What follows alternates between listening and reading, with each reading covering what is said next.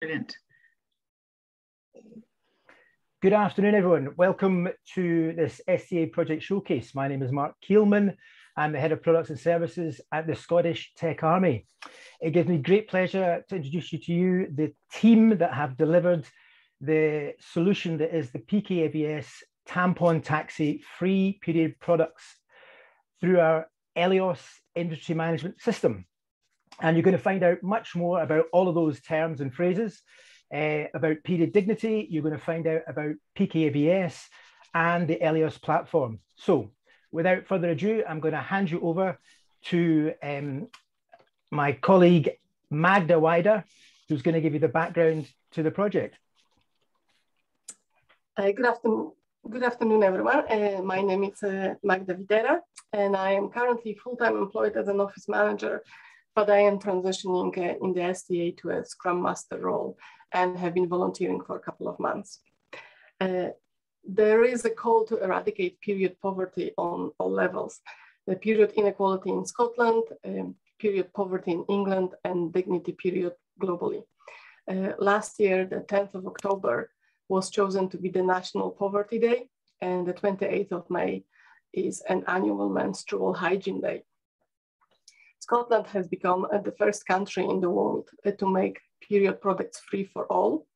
There is now a legal duty on all local authorities to ensure that the free items, such as tampons and sanitary pads, are available to anyone who needs them.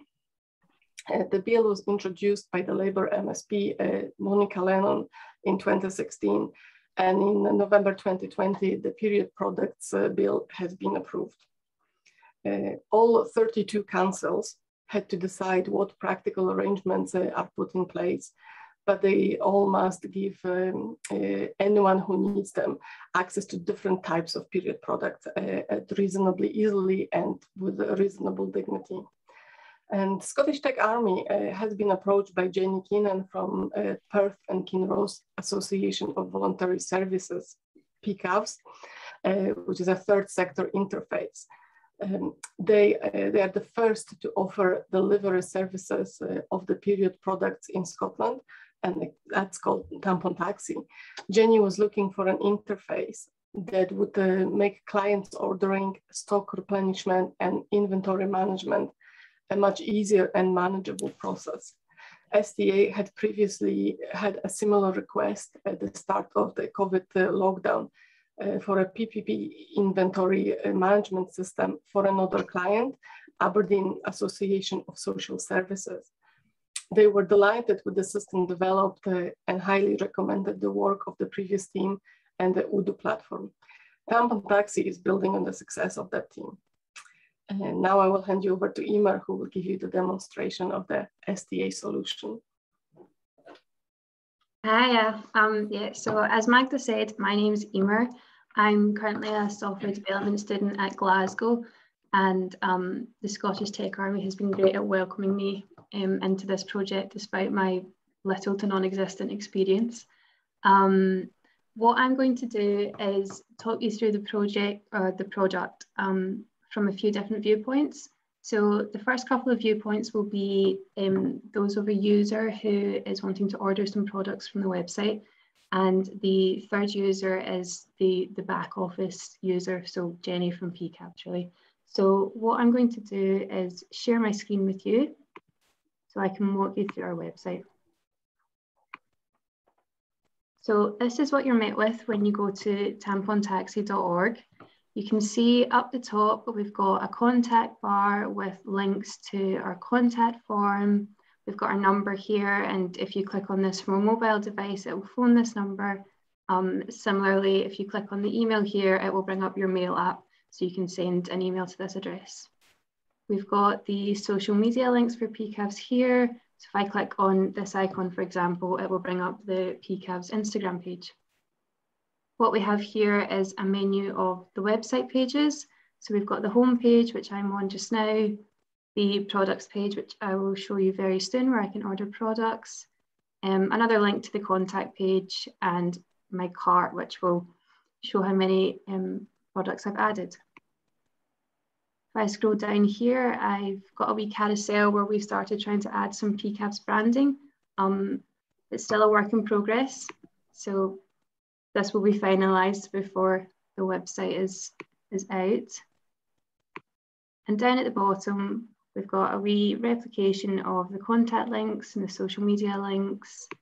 We've got some information about the company, the charity numbers, and we've also got some more useful links such as the PKAVS original website, a link to their feedback form and a link to their privacy policy.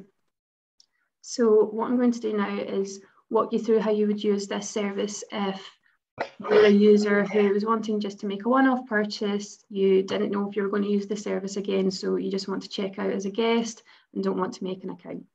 So what I'm going to do is go to the products page here.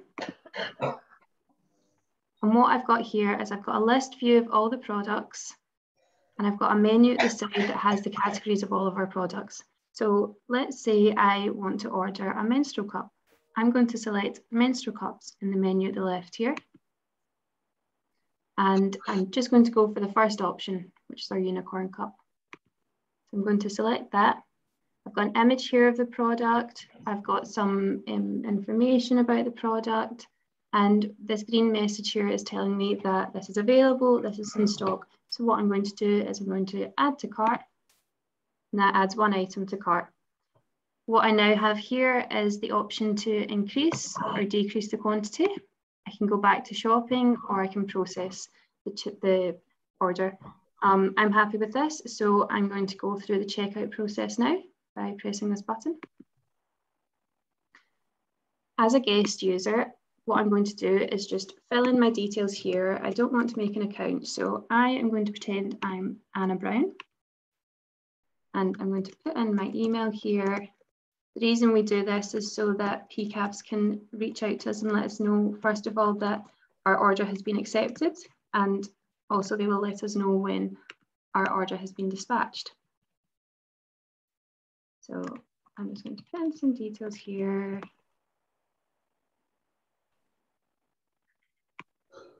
And it's happy with that, so I'm going to select next. Oh. Telling me I've not filled in some required fields. Okay, I need to select my country. So I'm going to go down to United Kingdom. Lovely, and I have the option here to change my shipping address if I'm wanting to send it to a different one. I'm happy with that, so I'm going to select confirm order.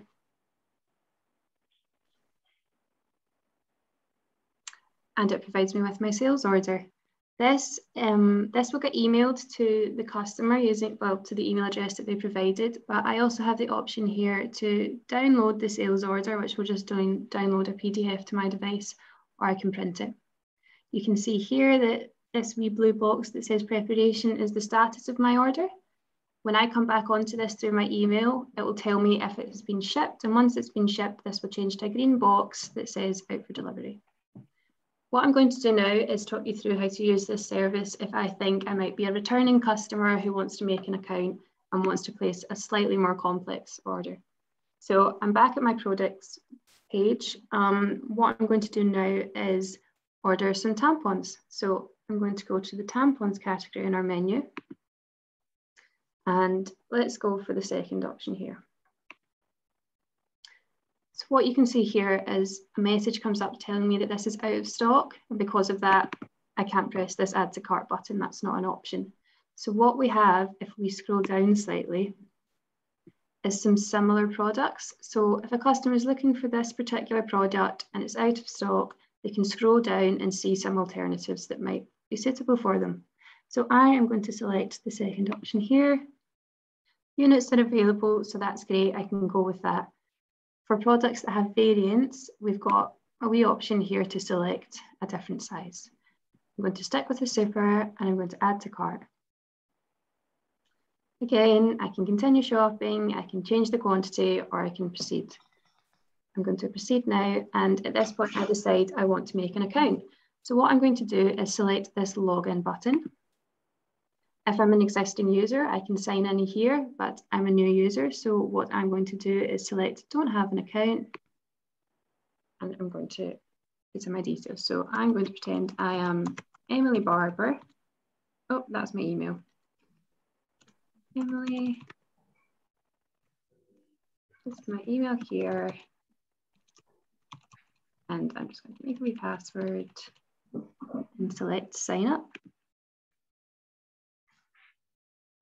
So this is just a wee message to tell me that the address I'm putting in here is the address for the billing and the shipping, but it will provide me with an option later to change this if I need to. So I'm just going to put in some details again. Go down. I won't forget my country this time. Ah.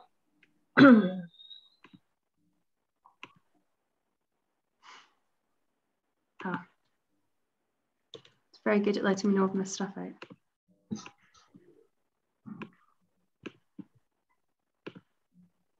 Next, and again, this is where I could change the shipping address if I need to change that. Confirm.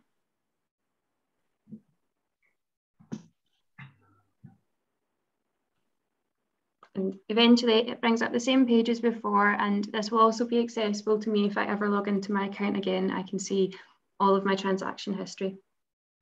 What I'm going to do now is I'm going to sign out and I'm going to sign back in as the back office user of this product. So this would be Jenny at PKAVS, and I'm going to show you how she would process the orders and send them out for delivery, and how she would update the stock and place some purchase orders.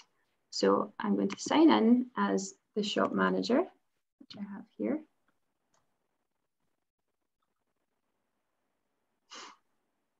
So this is the page that Jenny would first see when she comes on. What I want to do is to view the orders that have been placed that I have yet to process. I'm going to select the menu icon in the top left here. And of these options, I'm going to select inventory. So I go to my inventory and I have these options, which is receipts, where I can place purchase orders, got my internal transfers, and I've got my delivery orders. And it's very helpful at telling me here that I have 3 orders still to process. So I'm going to select this button. What I'm going to do is just place a wee filter so that it only shows me today's orders.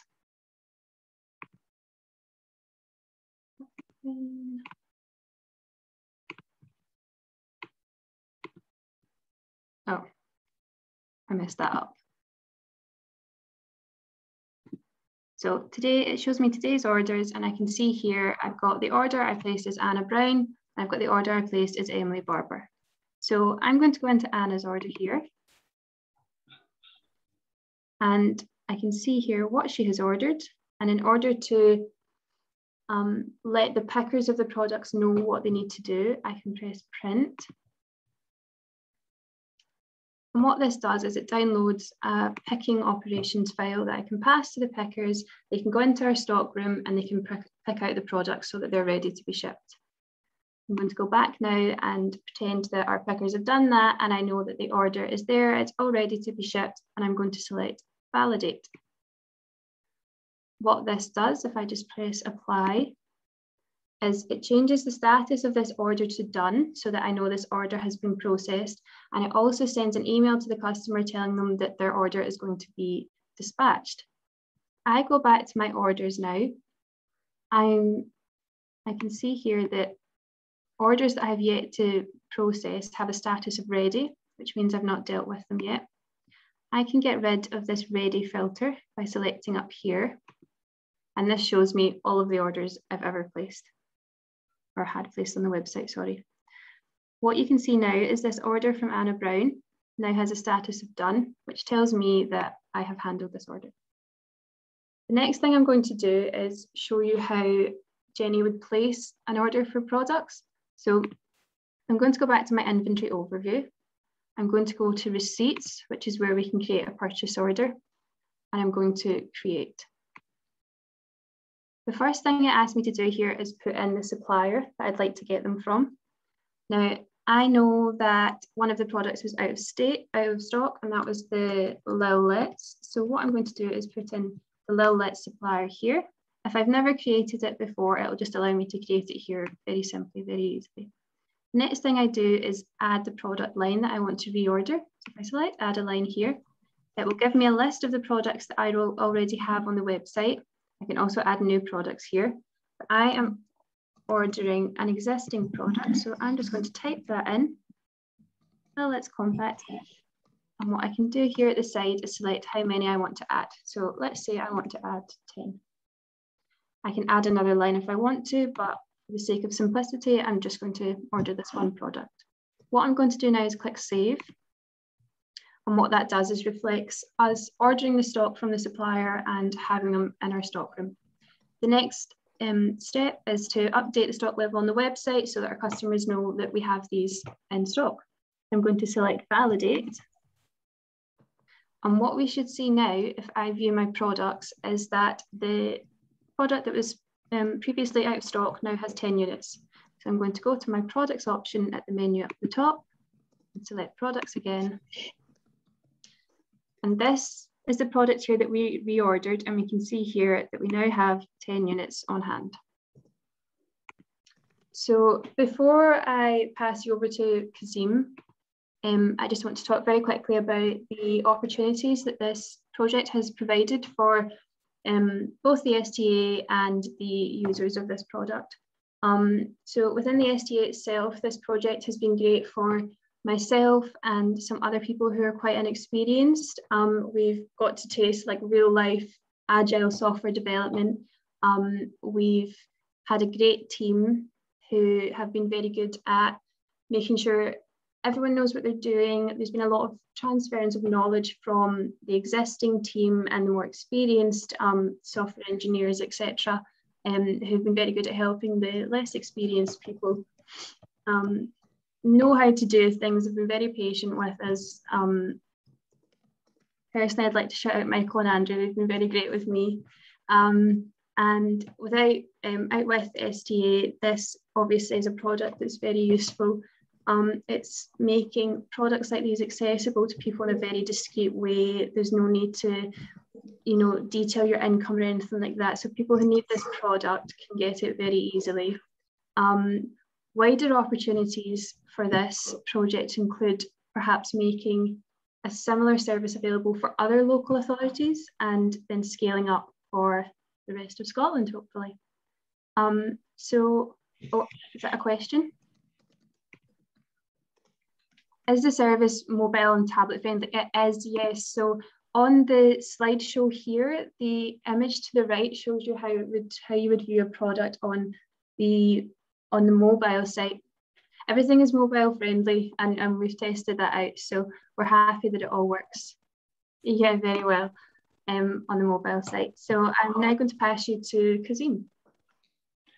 Just before we go to Kazim, I think Alistair's got his hand raised for a question. Oh, Alistair? Sorry. Yeah, no worries, thank you. Well, thank you. That's great to see how far this has come on. Just a couple of detailed questions, really. When you're talking about the selection of orders for processing orders for shipment, you talked about printing out picking sheets and that sort of thing. Is that the sort of thing where somebody who's doing the picking could just use that mobile interface to go around rather than having to necessarily print out a piece of paper for every order? They could just work their way through on a mobile device? They absolutely could. The reason we've talked you through it like that is because as it stands, we're suspecting that Jenny will be the main user of this system. And we're not sure if PKAVS would want to grant access to this system to people who don't have that privilege. Right. So yes, absolutely. If those people are allowed to view these records, then absolutely they could do that instead. Everything's very accessible on the website. Great stuff, thank you. So if there's no more questions, we should move on to Kazim and the architecture. Okay. Thanks, Emer. Thanks, Mark. Hi, everybody. My name's Kasim. I'm a platform engineer consultant working at Capgemini. I'm also volunteering part-time as a DevOps platform engineer for the Scottish Tech Army. Now, if that makes it sound like I know what I'm doing, rest assured I absolutely don't. I'm just winging it like everybody else. Jamie and Somna for the brains and the muscle. I was just the one that had a gap in their schedule this morning, so I drew the short straw. So I'm going to talk a little about the Elios platform, which consists of Odoo hosted on the AWS cloud. This allows the developer somewhere safe and stable to work their magic. For those of you who are unfamiliar, Odoo is the Folio's world #1 ERP, which is the Enterprise Resource Planning solution, and it's also listed in the open source top 10 as well. Now, Magda has already mentioned our previous experience with it and why we opted for this bit of software, but I'm just going to talk about the hows. So we, as you can see from the diagram, which is quite overly simplified, but we host Odoo on the AWS using a basic architecture. The Odoo application is public facing, so customers can access it. The database isn't, so that keeps it protected. It's hosted on a pre-built Ubuntu Linux operating system, which is a bit more efficient and cost-friendly than Windows, and also results in less anger from IT Puritans. So as you can see from the diagram, the customers will access the domains. It will get routed through our load balancer, and the load balancer forwards it onto the Odoo application, and then the web page gets returned to the customer. Sorry, and what we'll do is we'll repeat that exact same infrastructure basically 3 times through different environments. So we call it the dev environment, the staging environment, and the production environment.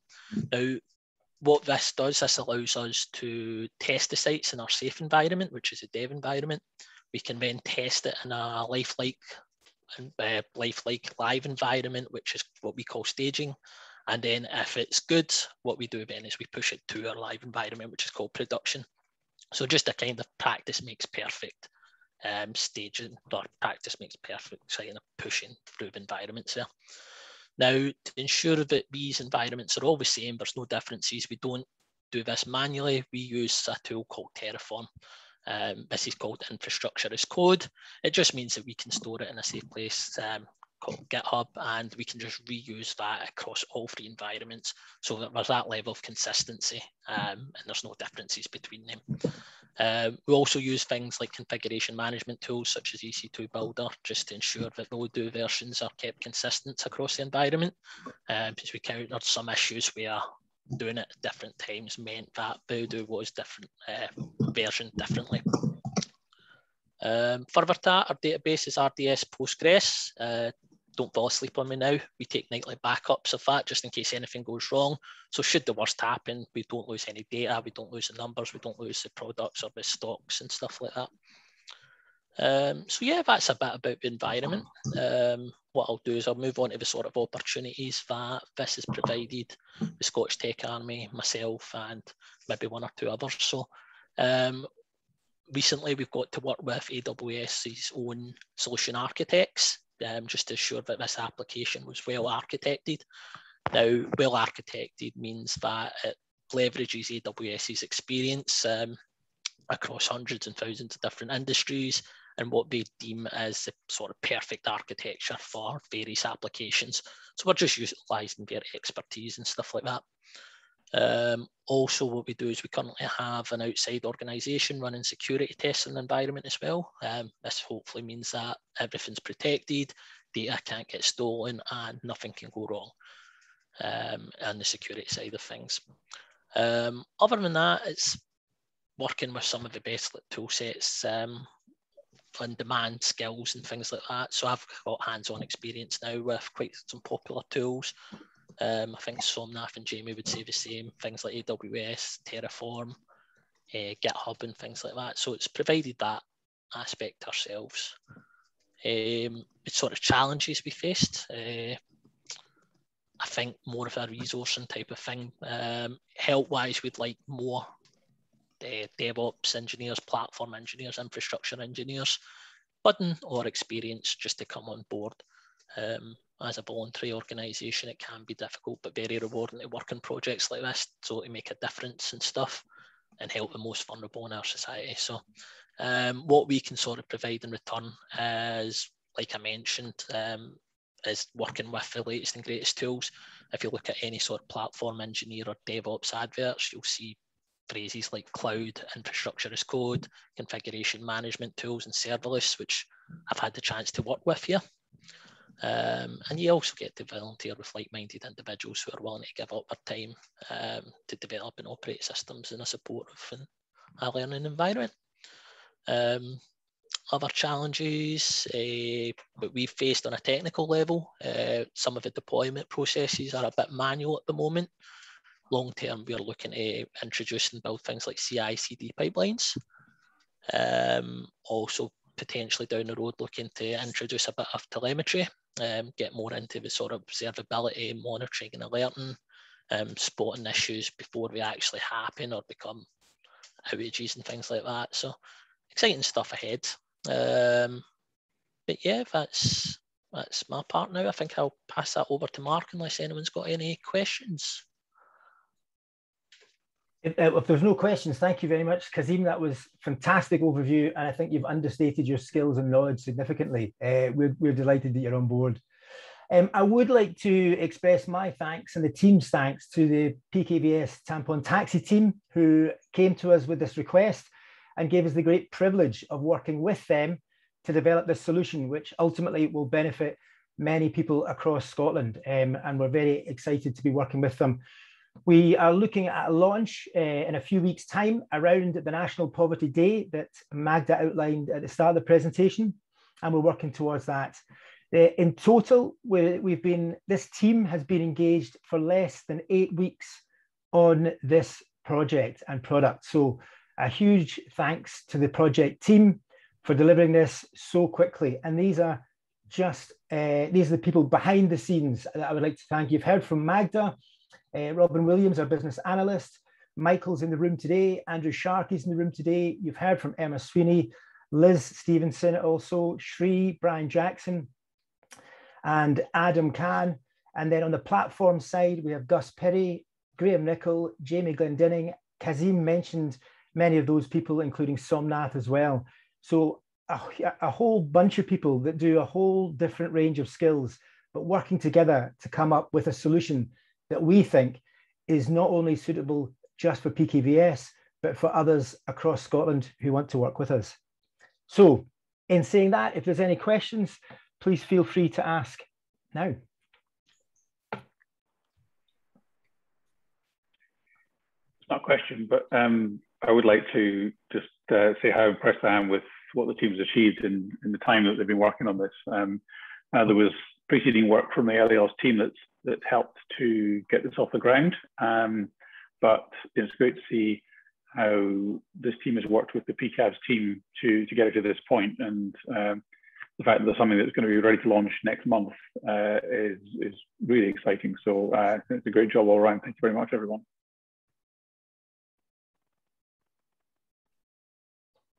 Any more questions? Yeah, hi, it's Kirsty here. Just putting my hand up. A couple of things. The Tampon Taxi itself was started by a schoolgirl in Perth and Kinross area. She's one of the ones who pushed for it very, very hard. She'd been very active, sort of pushing on the legislation as part of the team that was being consulted there. So congratulations to Ailey as well. But also I wanted to point out the importance of the security of the site. Many of the women who'll be accessing this kind of thing are probably in shelters. They don't really want to be found. They certainly don't want their details suddenly turning up somewhere, you know, on the internet and things like that. So congratulations on taking the initiative there and making sure that the site is secure. And just fantastic. Thanks very much. It looks great. Thank you very much indeed. Great. Did I forget to mention Brian Jackson? Did Brian, there's a note from Andrew Rendell. And we've also got Andrew Rendell in the house. Andrew, you were part of the initial LAOS team. He's just left. Is that right? He's just had to drop off, Mark, I'm afraid. Oh, he's just dropped off. Okay. Well, well, thank you very much for giving us your time this afternoon. Thank you for joining us. This will be available for review on the website. So for now, and from the whole team, thank you very much for watching, and please join us if you think you've got some skills to share and you want to learn some new ones as well. Many thanks indeed. Brilliant. And just so you all know, our next showcase is being given by the lovely Jean, who's also here. So that's the next scheduled one on the 7th of October. Always good to see support and learn what other people are doing. Jean's done a phenomenal amount of work around Salesforce and CRM with a lovely charity in Aberdeen, Charlie House. So great learnings can be got from that as well. So we'd love to see you all there too.